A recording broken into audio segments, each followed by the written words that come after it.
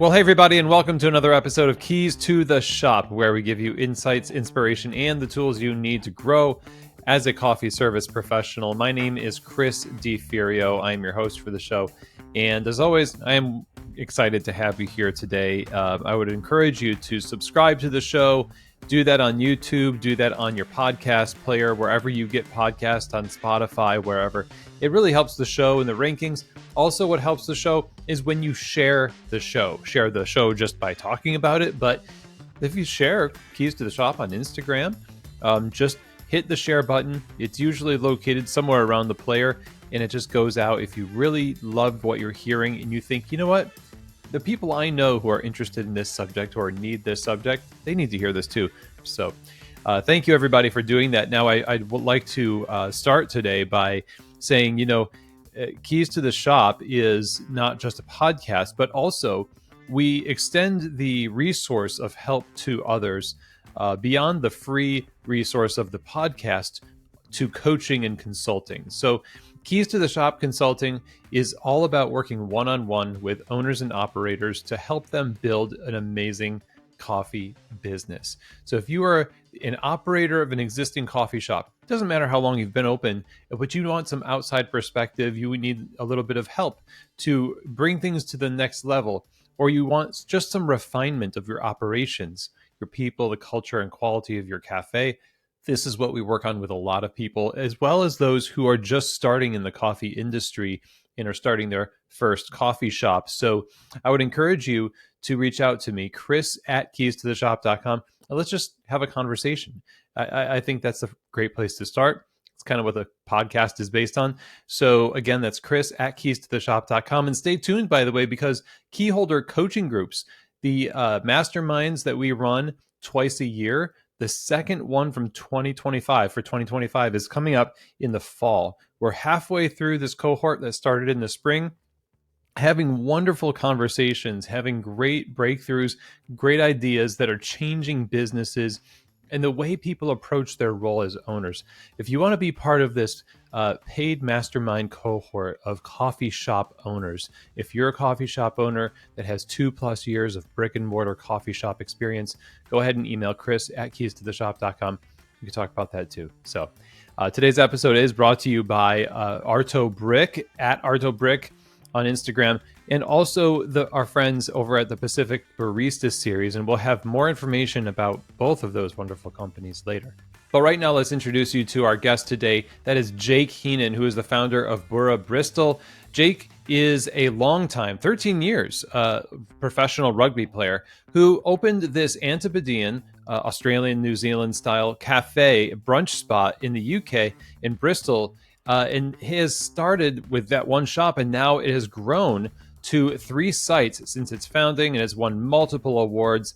And it's been shaped, the growth of this coffee shop and how it was founded and how it's run is shaped by what Jake has learned from his years in professional sports. It's really the principles of culture and teamwork and performance. It's just that stuff that he's lived through his career in sports has found a similar type of necessity for those things in the world of professional hospitality. So we'll be talking about the story of Burra Bristol. We're going to be talking with Jake about his career in sports and what it has taught him that has been very useful in the world of hospitality, and relying on other people in their expertise in their field and to be good in their positions is really a huge part of that. They have this huge focus on systems, on communication, on leadership, and really making sure they have a team of A players. They have 30+ staff members, and in order for this all to work really well, that communication, leadership, and just clarity and continuity across the cafe is really important. And so you're in for a treat today as we talk with Jake Heenan. And so let's get right to it. It's my pleasure to introduce you to our guest today on Founder Friday, Jake Heenan.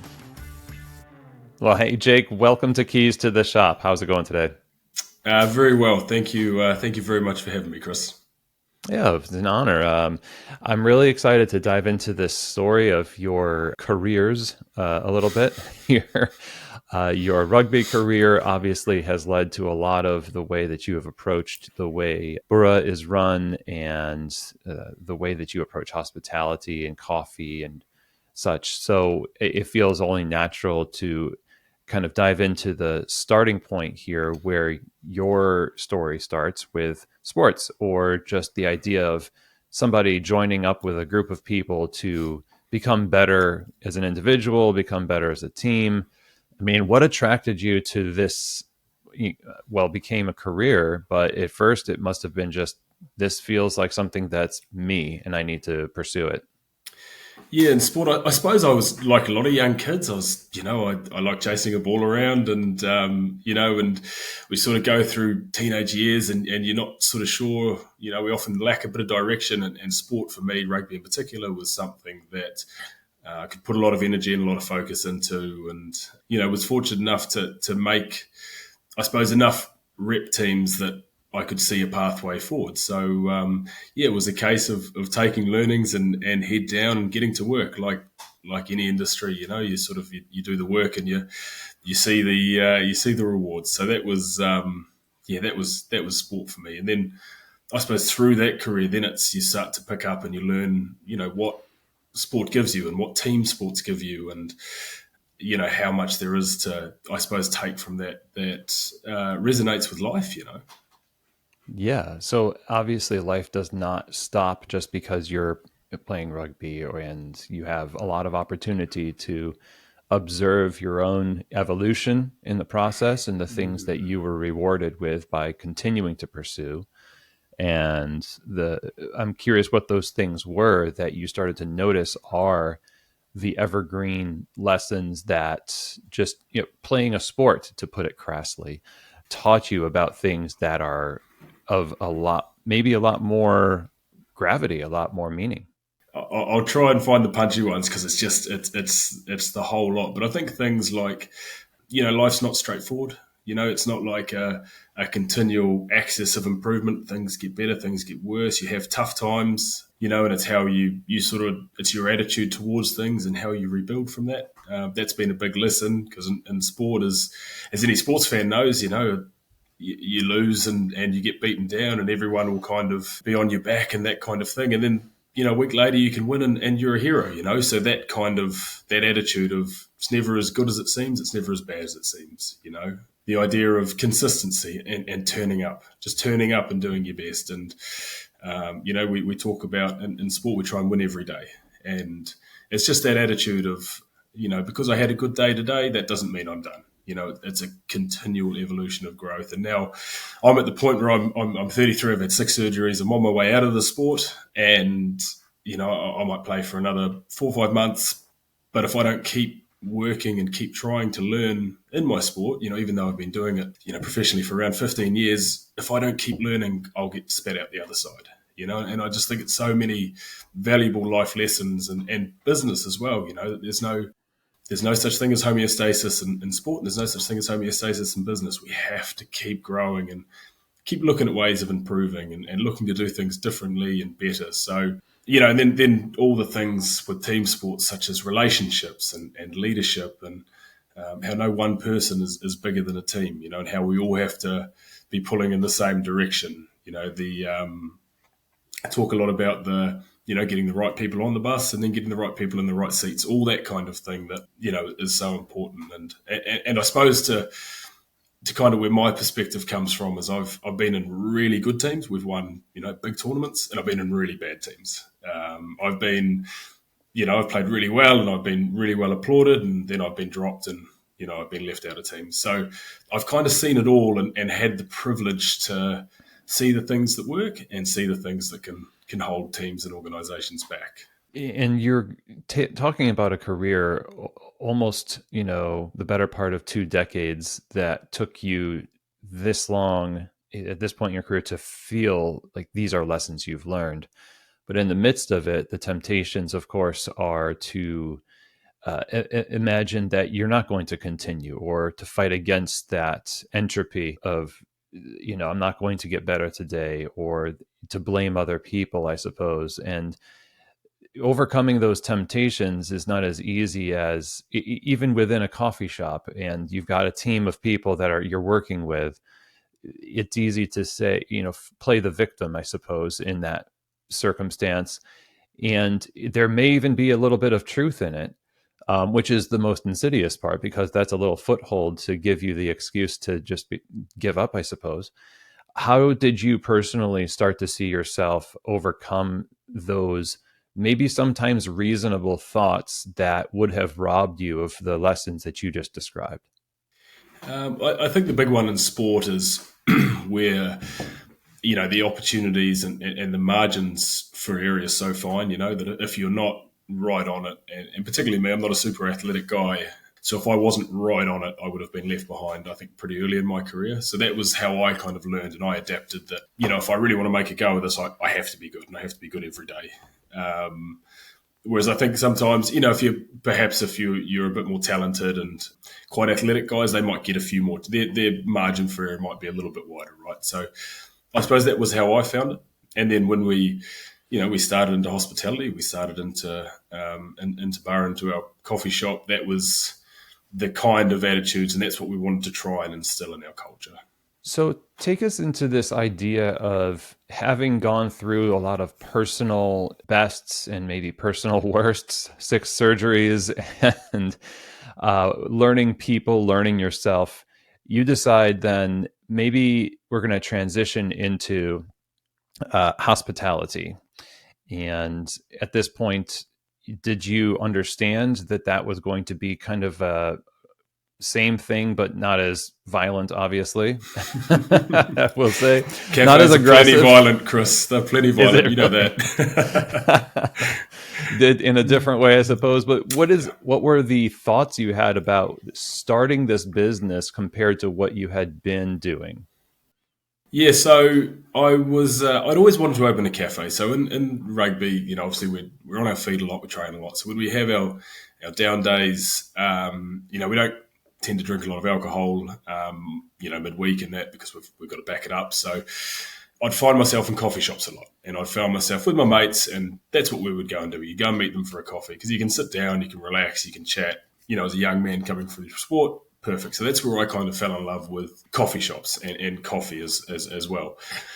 And my wife, she's French, she's a hospitality background, so something we'd spoken about doing, potentially after rugby when we had more time. We were on holiday, and I read a fantastic book by Michael Gerber. I know you've referred to him before, The E-Myth. And as I was reading it, I was thinking, this is everything I've been doing for the past 10 years. This is, creating structures and systems. It's not about an individual. It's about a system and a team. And the idea that we have it here where we have 15 players that take the field, but if someone's injured who can't play, well, the next person has to be able to step in.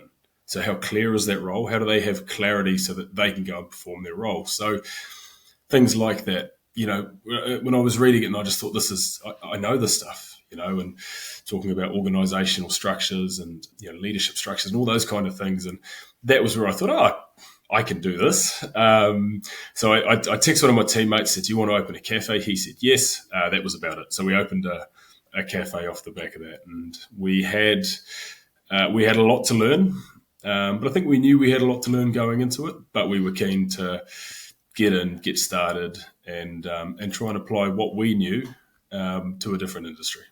Your coffee shop, being a customer in a coffee shop, how did you experience coffee that made you feel that it was not just an alternative to abstaining from alcohol because of your career, but it became something a little bit more of we go here, but this is a thing that is transformative. I love coffee, or I like the coffee shop vibe. What is it that really made you feel? Because you could have gone into any, hospitality sector. It could have been just a full restaurant instead of a coffee bar. You could have opened an ice cream shop, whatever. So what was it about coffee? I think there's 3 things in coffee shops which I really like and that I've tried to emulate. I think the product, having a really good product. I like the taste of coffee. I think specialty coffee is quite accessible. So I don't feel that I've got one coffee shop and that's the only one I'll go to, because I think lots of places, particularly where we are in Bristol in the UK, coffee's really good. So the product has to be really good. The service, I think service is what really, really makes a place great opposed to good. You know, just that an element of care, an element of people enjoying what they're doing, that attention to detail. I really, really think that's important. And then the atmosphere. So, you know, is a place clean? Is it upkept? Is it, the interior design? Does it show care? So what I really liked in hospitality, and a bit of that comes from, I'm from New Zealand originally, and we have a lot of brunch cafes, and something we're really proud of, and we're really proud of the service that's delivered with that as well. So that idea that you come into a space, you feel very welcome, you enjoy what you're having, you're relaxed and you're looked after. And that's that feeling that we're trying to recreate. I want people, when they come into a coffee shop, I want them to feel like they've come into my home. I want them to feel there's a warm smile.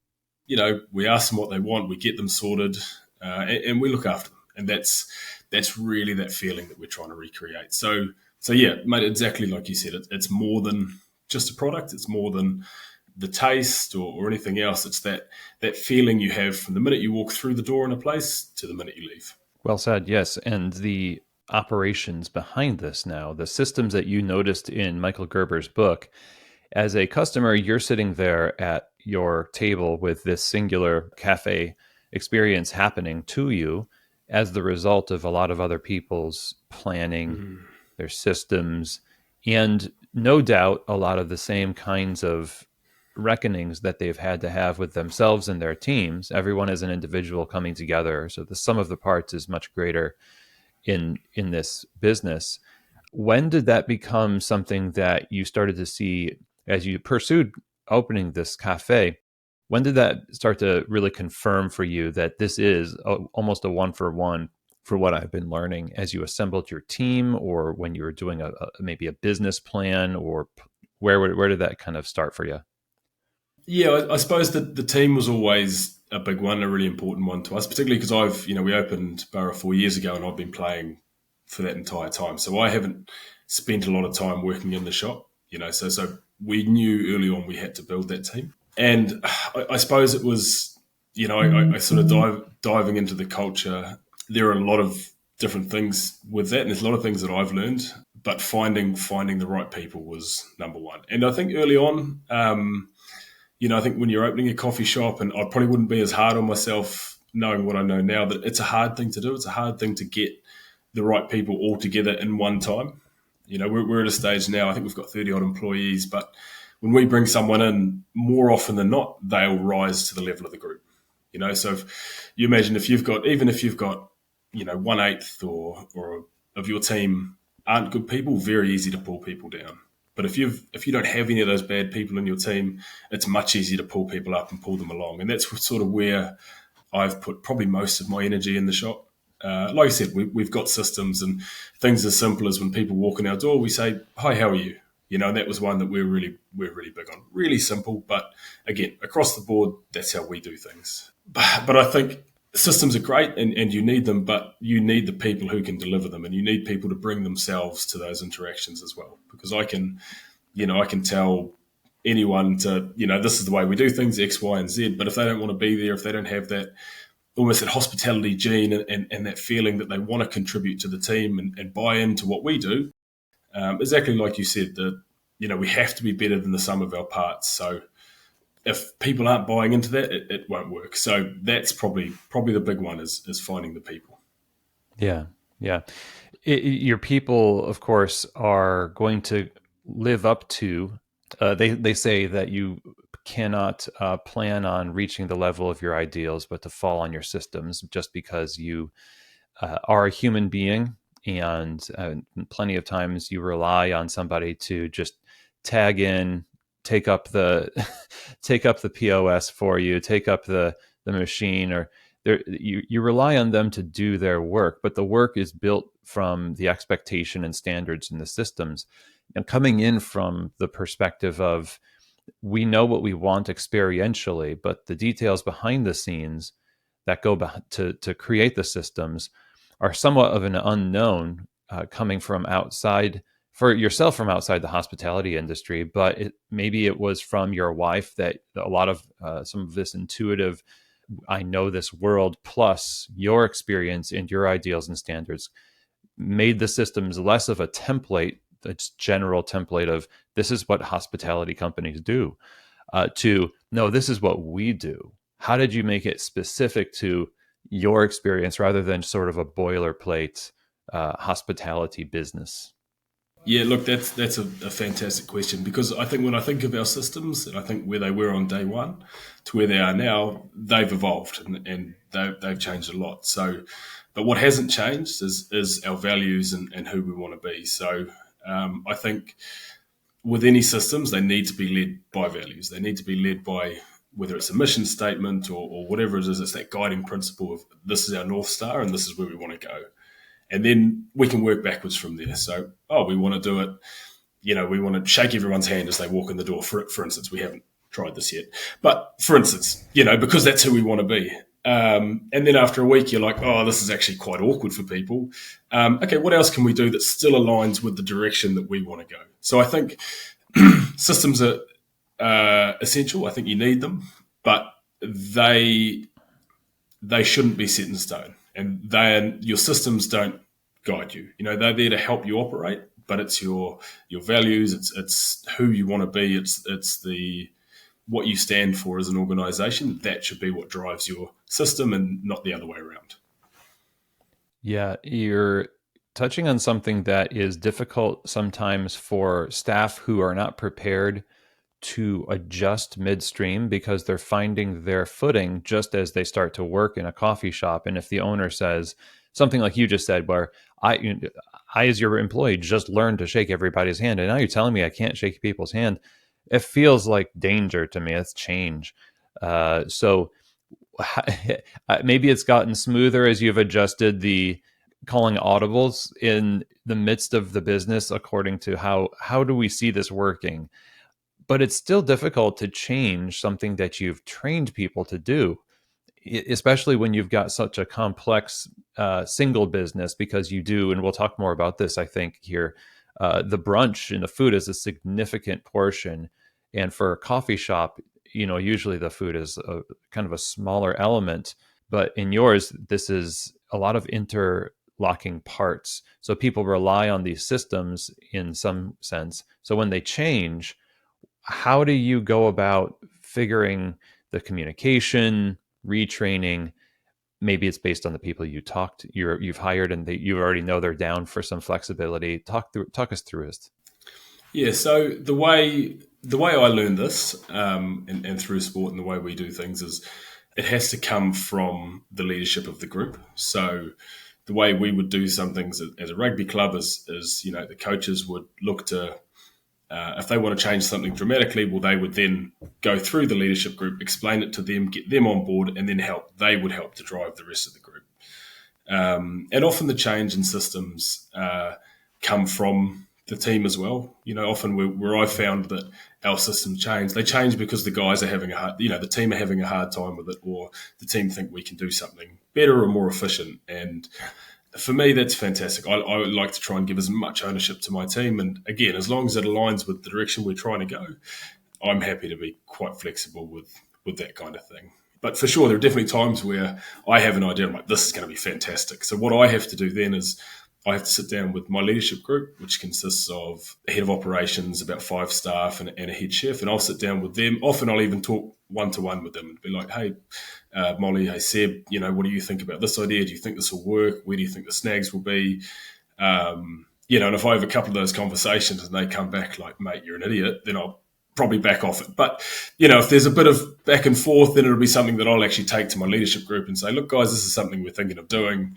Are we happy? How can we help implement this? How can you guys, and they'll actually drive it amongst the team. Because I agree. I think if it's that like top-down organizational culture where I say, don't you dare shake anyone's hand, people, it's harder for them to get on board. Whereas if their peers, their colleagues, the leadership group within the team are on board and wanting to drive it, and even just doing it themselves, it's much easier for the rest of the team to get on board. Yeah. Oh, that's great. And it feels It feels natural, and it also feels like you're practicing some listening to the business, like the people, of course, listening to the people in the business, and listening to you say there's some back and forth. That was a trigger for you to say, huh, well, something is gripping them about this idea versus just flat out refusal. And so maybe this is worth pursuing. And that instinct to pursue further, even if it wasn't 100% yes, probably has led to some pretty great changes, where if it wasn't completely agreed upon 100% by everyone right away, a lot of people might not have had the temerity to actually pursue it further. So that's really cool. So your team there is built around the execution of, we mentioned this, the brunch and coffee concept. Talk us a little bit through how you went about choosing people to be in the right seats of the bus, be on the bus, right seats on the bus for this model of business. Yeah, so the brunch side of things, like I alluded to, it's big sort of Australian Kiwi kind of cafe, and that's who we wanted to be. So we were always, from day one, we wanted to have a great food offering. We went through 7 head chefs in about as many months trying to get what we wanted, because this was an area that any of us had any experience in. And probably my biggest learning back then that I can share with people listening to this is, if you want excellent food, you have to hire a really excellent chef. And now that sounds simple when you say it, but we were opening a cafe, so we were interviewing cafe chefs. We were looking for a cafe chef.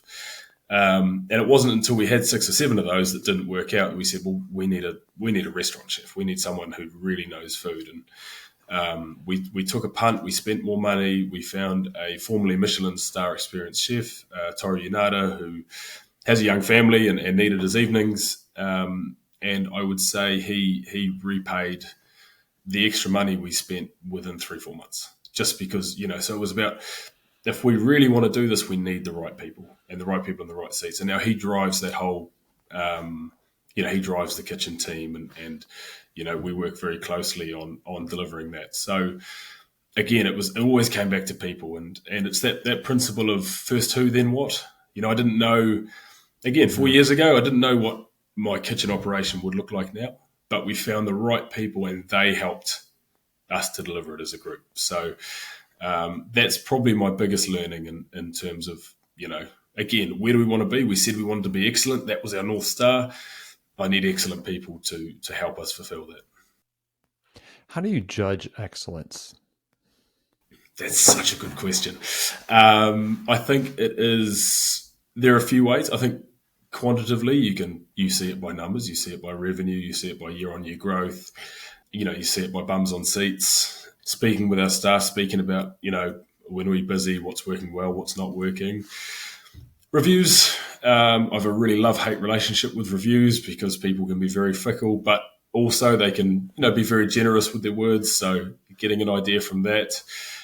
Probably the biggest one is repeat customers, people who, we've had people we've seen from day one and they're still coming, and we know them by name and we chat to them and trying to get a sense of how we make them feel. So, I have an idea of how I feel when I walk into our place, but I probably see things that our customers don't see, and I look for things that our customers don't see, should I say. But seeing regular customers come in with smiles on their face and wanting to talk to us, because I think we're a very service-heavy cafe, so I think we attract people that want to have those interactions. So seeing people come back time and time again with smiles on their faces and enjoying what we're doing, for me, that's it's quality, at least, and that's what we're after. Did you see, when you invested into a restaurant chef, an increase in those metrics, both in the customer and in your team? Because the team relies on each other to experience a little bit of an internal hospitality. Yeah, 100%. So I think customer-wise, definitely, like it took, like I said, probably 3 or 4 months, but I mean, in the space of hospitality, that goes by in an instant. So we definitely saw that from customers, but then the way he's managed his team, the way that people want to work for him, because I think that's what leadership is. It's inspiring people to want to do, to want to do good by you and to want to work well for you. So I think our team, particularly our kitchen teams, become much more settled and there's really good harmony between the front and back of house, which is, I think, directly come from his leadership.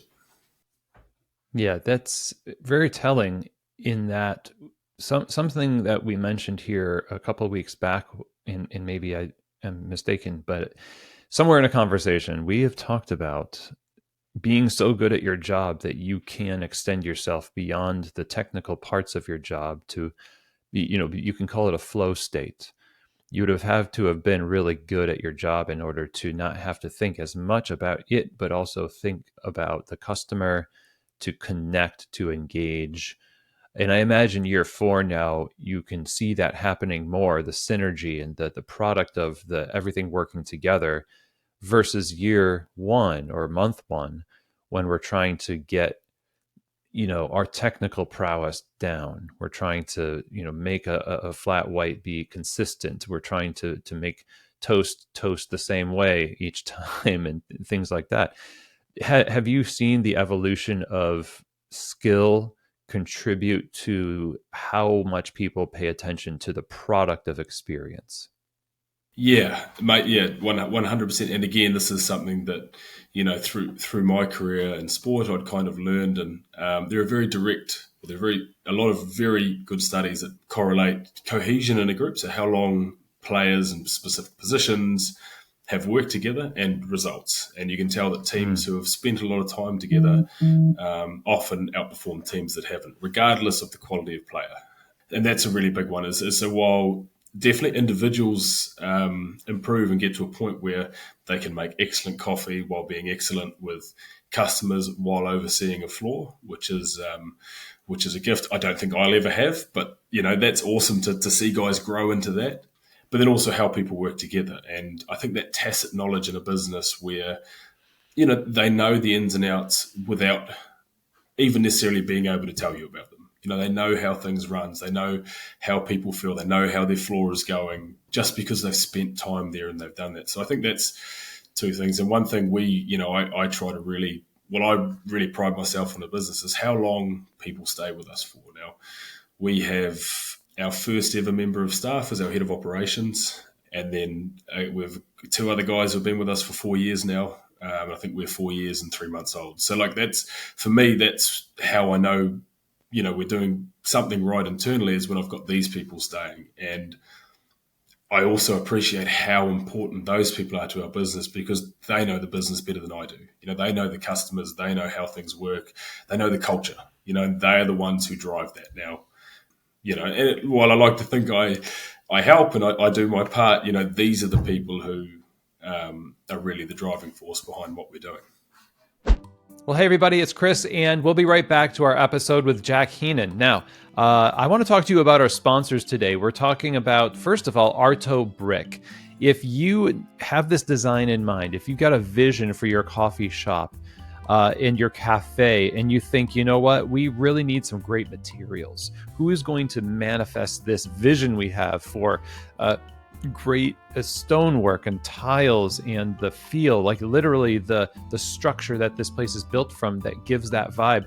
Then you should go to have a conversation with Arto Brick. The folks over at Arto Brick have been doing this across many different industries, residential, commercial, and especially they love coffee shops. So if you want something that's unique, made in the USA, made in LA, a family-run business, Armin, who is one of the brothers running it, their father, Arto, is the one who founded this business. They run it today, and it has made dreams come true, literally creating unique, beautiful spaces. That's what they're all about. So check them out online by going to the Instagram account at Arto Brick and DM Armin. Tell him you heard about this from Keys to the Shop, and let them help you make something beautiful. Now, today's episode is also brought to you by our friends at the Pacific Barista Series. This is the line of plant-based performance beverages that is designed for baristas, preferred by baristas, and is the OG in the space, and is so supportive of the coffee community, by the way. Go to pacificfoodservice.com, get samples. You'll try it and just see what I'm talking about. Stands up to the heat from steaming, produces amazing texture, and also creates balance in the cup. So coffee is the star. It's a great harmonious beverage. This is what we want, right? And I think it's what your customers are going to love. So check them out, pacificfoodservice.com, if you're looking for the best plant-based performance beverages for your customers. Check out the Barista series from Pacific. Driving culture is different than doing a day by day, well, maybe they're connected, but driving culture can be different than simply fighting fires. And there are plenty of fires to fight. There's lots of kindling in a cafe. So it's not like we are not going to do this. But you bring up a good point about culture, where the institutional wisdom that your long-term employees bring when we're problem solving. I guess the issue is that we're solving it so that people can still experience the thing that we want them to experience. But sometimes we try to solve problems simply to solve problems because they're annoying. They're annoying to us, and it feels like maybe there's a difference there when your North Star and your goal is the experience, or what you know intuitively you want to see in the cafe, versus just not seeing problems. And I guess it could be tempting to, in your situation, where as an owner, because you're not there as often as the staff who are day to day leading the kitchen team or the front of house team, to support their continuation of listening to what's happening in the cafe. Are we driving the culture, or are we simply responding to problems? How do you all discuss the difference between those two things? Mate, yeah, really, really interesting question. So I think in terms of driving culture, I think we're driving behaviours. We're driving behaviours and attitude. When I think of culture, I don't necessarily think of a specific way of doing things. When I think of culture and my leadership group, and something I'll often say to them is use your best judgment. Use your best judgment. And, you know yourself, a wrong decision is better than a decision. So if we get something wrong, I've being in professional sport, I've gotten things wrong consistently my entire life. So I'm a big believer that we're better to if we have the right people and we're led by the right values, well, let's make a decision on that. And if we get it wrong and it costs us a bit of money, that's fine. We can learn from it, and then that's how we grow and get better. So I think that's the culture side of it. Then, yeah, in terms of problems, it is because that was even before this podcast. I thought, I'll just check my emails for 5 minutes, and then you read one, you're like, I shouldn't have read that before a podcast, because they just come, don't they? And they're always there. So I think with that, I suppose the lesson for me, and I'm not great at it. I'm probably one of those people who can be bad for being busy for the sake of being busy. I obviously have to deal with problems bit by bit, and so do my team, and I try and use them, leverage their skills to help me with that. But trying to zoom out as much as I can, trying to zoom out, see the big picture. It's very easy to get bogged down by something small and caught up in the weeds of, this isn't great. But then when you zoom out and you see the great people that we employ, and Mm-hmm. the good that they bring into our community, and getting back to, again, why do we have our culture? What do we want our culture to drive? Because that's what's important. That's what's really important. We're always going to have little hiccups. We're always going to have little opportunities for growth. That's fine. Again, that culture element, those behaviours, attitudes, that's what's really important to me. 30 staff. It's a lot. It's a human. Yeah. The thinking about that would probably, some people are just like right now a little stressed out even hearing that many for one location. Of course, it's a food heavy, and therefore this is, I think, expected. The complexity requires more hands, eyes, to do these things.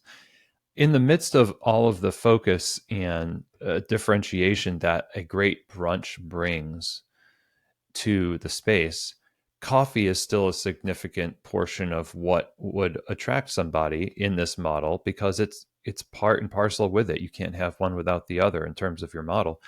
So how do you focus on coffee as well as the brunch without having the brunch overshadow the coffee? Because I've worked in French bakery restaurant as a coffee director, and it requires a little bit of focus because everyone's there for the amazing food a lot of times, and it can overshadow. So how do we make coffee something that is consistently excellent and focused on in equal measure?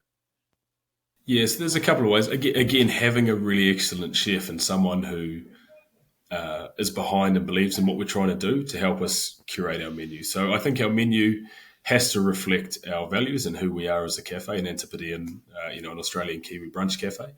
But then the flavors of the food, while we do the food to a really high standard, the flavors can't be too bold. We can't have food that's too spicy. We don't have food that's too oily, because then that will take away from the experience of the coffee.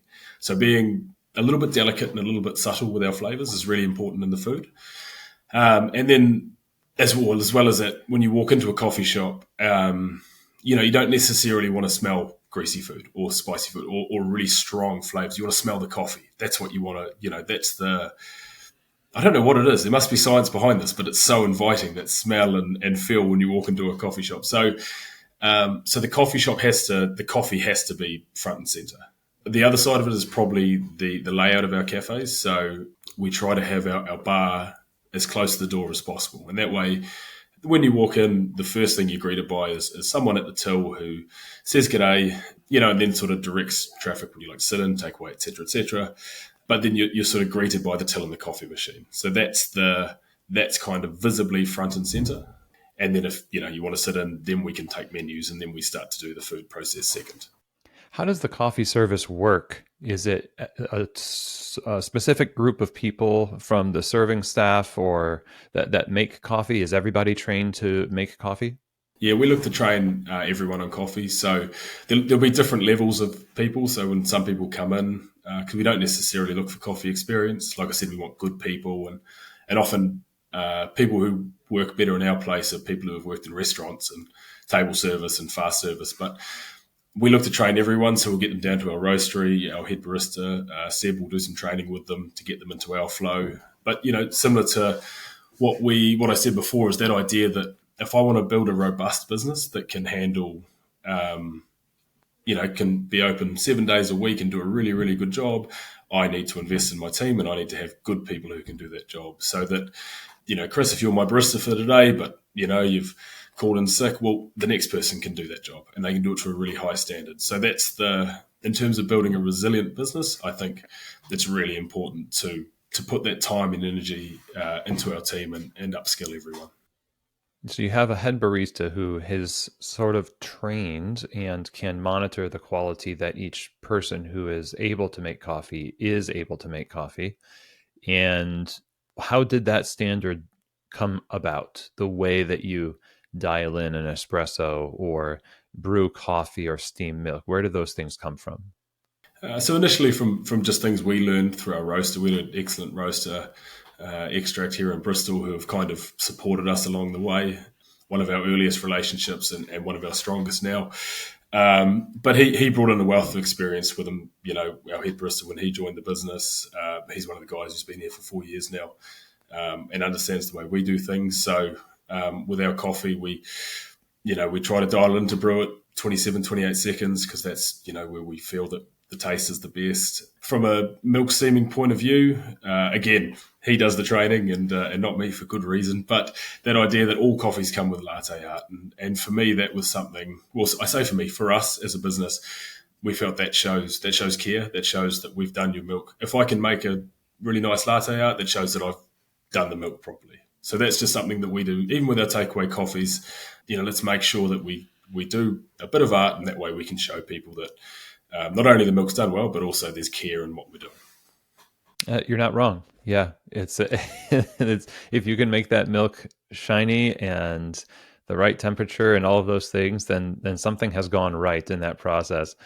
And shout out to Seb and the task of training and monitoring the skill levels of a lot of people who are busy in and out, various levels of experience. It is a non-enviable task to monitor the progress of many individuals in something that is as big of a moving target as coffee is.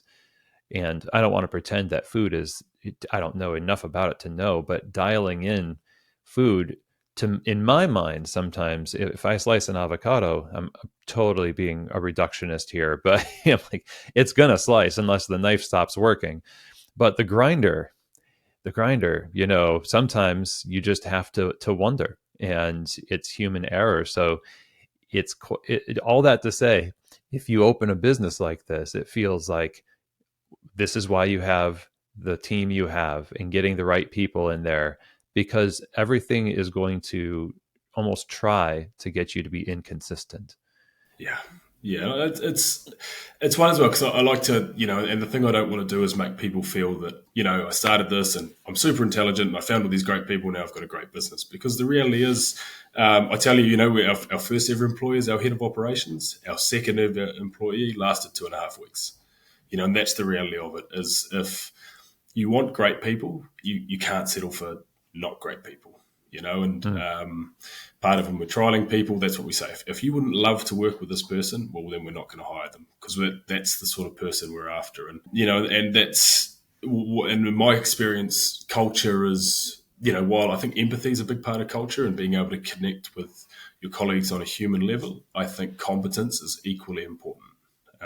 The idea that A players don't work with B players don't like to work with A players. If me and you are working together, Chris, and you're doing a fantastic job, and you're talking to people and you're restocking and that, and I'm kind of don't really want to be here, and I'm a bit lazy, and you're having to do my extra work, you're going to leave. If I'm not corrected or asked to move on from the business, you're going to leave before I do, because Yeah. I can put up with it. I'm fine.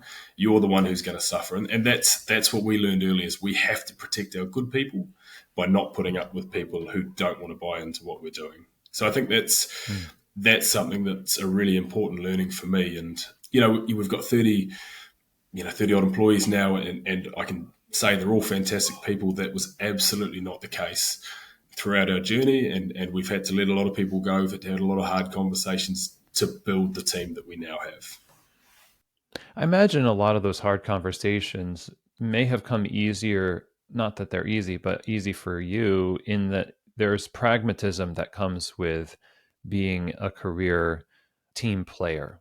And you've seen the shifting, you've been shifted yourself in various capacities based on your own performance, and maybe learned how to not take it personally. And having those difficult conversations is, ironically, one of the most difficult things that owners do. Do you feel that you were kind of set up to maybe approach it with a little bit more practicality and boldness? Yeah, so I think having those conversations, it's a bit like a good analogy. It's a bit like running, right? You get better at running, but running doesn't get easier. So that idea that I still don't. If I have to go and do them now, like I really don't enjoy it, and I don't think I ever will. But I understand its value. I think early on, and something I had to learn, I was probably too brass, in the sense that in sport, in my industry, we're very results driven, and we often don't have time. We very seldomly have time for empathy in our conversations, because we need this done now. And that's we operate in a very fine line, and that's just the way we communicate, and that's the way I'm used to communicating. So that's what I initially brought into the business, and I don't think it worked as well as it could have.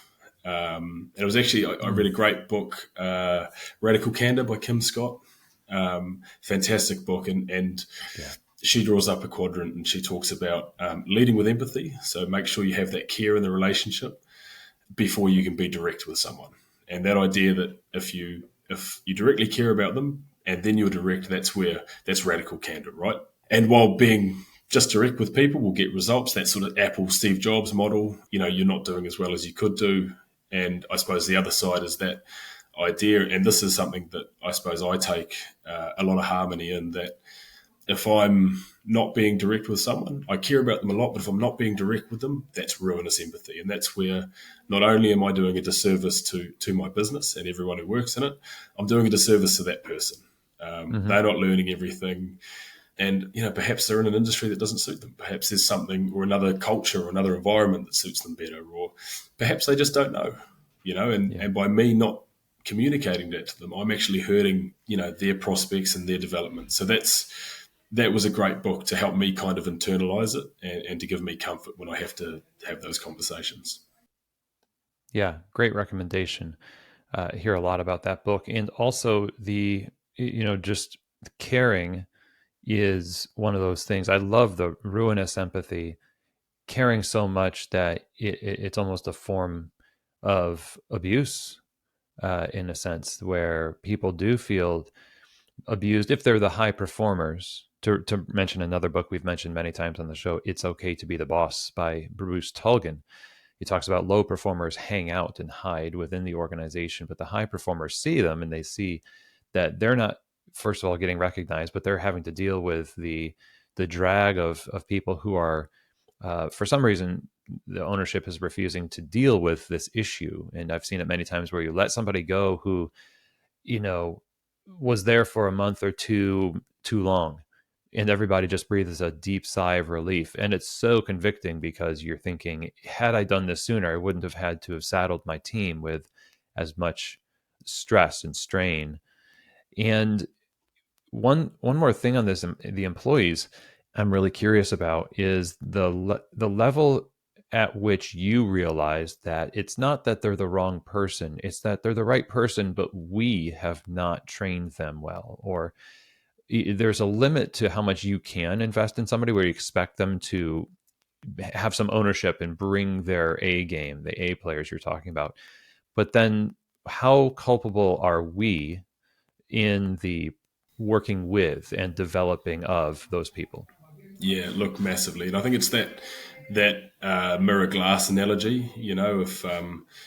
If things are going really well, look through the glass and look to the people who are doing it. But if things aren't going well, it's straight to that mirror. It's like, okay, what have I done to help this person? What can I do better? And I've had it with times we've employed young people, and I've had some of my leadership team say, look, this person's not right, and then we sit down and have a conversation like, okay, what have we done for this person? What sort of training and what investment have we put into them, particularly with young people? Because when you get, people coming out of school and, sort of 18 years old, and they're some of my favorite people to work with because they're often an open book and, you can really put a lot of work into them. But often that's the first conversation we have is what have we done for them? How can we help them? Then secondly is to have that conversation with them, to be open and honest and again, lead with empathy. How is everything for you? How are you finding the job? What are your thoughts and feelings? How do you feel that you're doing? Because it might be a case of they don't care and it's not right for them, but it's often a case that they don't know. They don't realize the input. And as owners and bosses, this is often what we're left with is that, you'll hear it from everyone else, but they won't have that conversation with the person. Although it's something we try and encourage, often doesn't happen. So it'll come back and then just having that conversation with them. And often they don't realize some of the behaviors that they have. So 100% always starts with me and what I'm doing to help.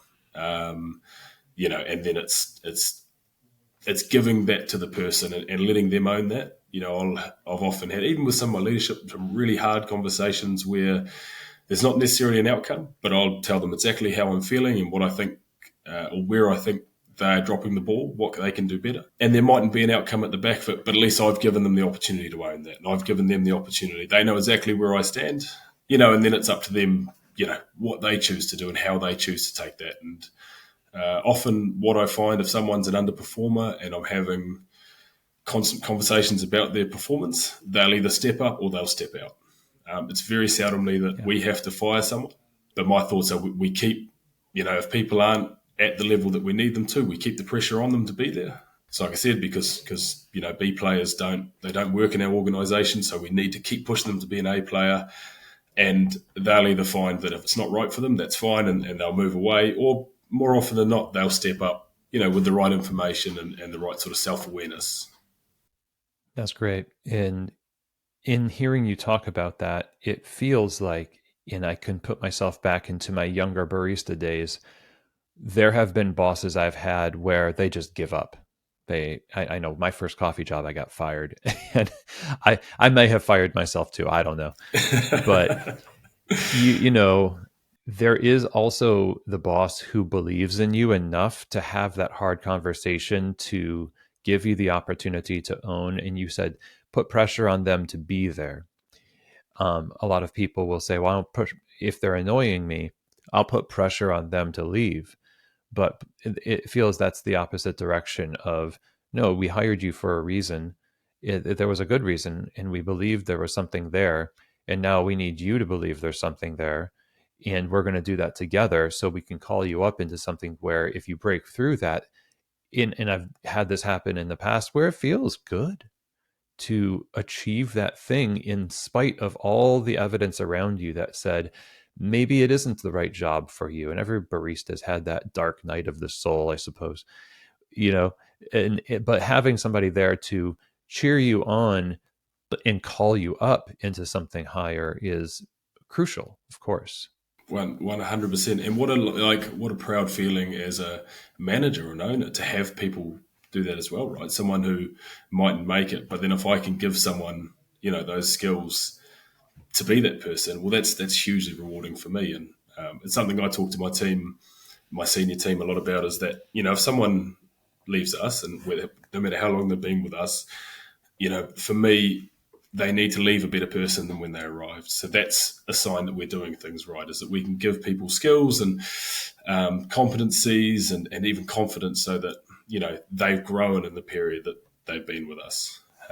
Yeah. And I think, to come back to your point, what often happens, and this happens across the board in organisations, is people who are good at their job or have been there a long time are often asked to manage. And while it often works fine, it often doesn't. Some people don't want to manage people, and it's not somewhere where they excel. That analogy, and I forget who coined this, but like of rock stars and superstars, that, you'll have superstars who climb the organizational ladder and end up managing and controlling things, but you have rock stars who will stay exactly where they are and they'll do a fantastic job. And they are equally important. So our third longest standing member of staff, who's been with us for 4 years, job title wise hasn't progressed since he's been here.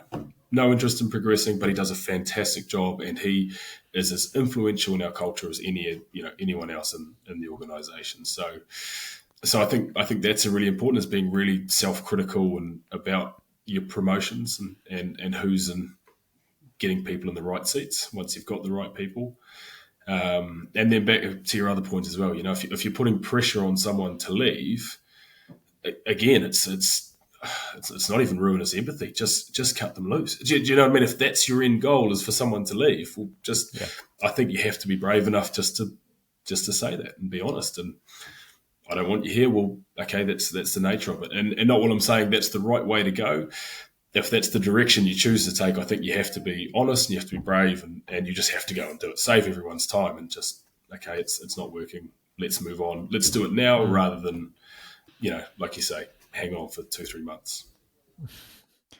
There's, as we've talked here for a while about the model and people and our psychology and the result in hospitality, it's, as any time we talk about these things on the show, evident that when you start this business, it will teach you a lot about yourself and a lot about people and about the business. Something we haven't talked about is extraction theory. We haven't talked about accounting, and a lot of these things are obviously important. However, it's striking that so much of what makes a big difference for places that work well is the stuff in the middle, and that holds it all together. You don't necessarily see, but you feel. And I like that you've gone so far into this conversation still talking about that feel and that experience. And so, based on your experience, and my final question here as we wrap up is the idea of others out there who are looking for that edge and to progress themselves and their teams in a similar manner where they can feel that coming from their cafe. What advice would you give them that they could potentially even start applying this week, maybe? Yeah. Where to start? What haven't we covered? Look, I think definitely that people element of cafes and hospitality. I think that's so important. I think leading with empathy in everything we're doing. So that's from, desirability in your customers. What do your customers really want? That's our starting point, right? That's where our launch pad. And then in your culture as well, do we have people that lead with empathy and that are empathetic to our customers? So I suppose that analysis of who's there and what we're doing, I think that's really important. The other thing and this is something I continue to remind myself is that we're only as good as our last day of service. And that's the nature of service industry. It's the nature of hospitality that I could have done 4 years of excellent work. If I have a bad day, well, those customers who are affected might not come back, So that idea that I think coffee shops take time to get busy. We recently opened another site and from previous sites, it's around 9 to 12 months, I feel, to really build that morning trade. So if you're new in the industry, not being too hard on yourself, because it does take time to build an audience and build customers. But at the same time, the results you'll see in 6, 9, 12 months directly correlated to what you do today. So I think just searching to be excellent and even listening to this podcast, like the gems that I won't say that have come from me, but the gems from your previous guests and even yourself with your short segments on leadership and automation. And if you want to learn and you want to grow and you have that attitude that we're going to keep moving forward, whether that's getting bigger through, growing outward through more sites or just growing up, I'm going to invest in my leadership team and I'm going to help give them tools, or I'm going to invest in my baristas, but we're always looking to improve. I'd really think that's the recipe for success. So if I had to choose one, because I've rambled a lot, that would be it. Always looking to improve. Find one thing, whatever it is, the lowest hanging fruit, whether it's my walls need a fresh coat of paint. Cool. That's what we're going to do. And then what's the next most important thing? And we're just always looking to get incrementally better. And I really, really feel that in this industry, you can do a lot of good that way. 100%. Great. Jake, thank you so much for being here. And I would invite you to let us know how we can stay in touch with what you're doing at Burra. Yeah, look, the easiest way is probably just Burra Bristol on Instagram. Otherwise, we're at burrabristol.co.uk.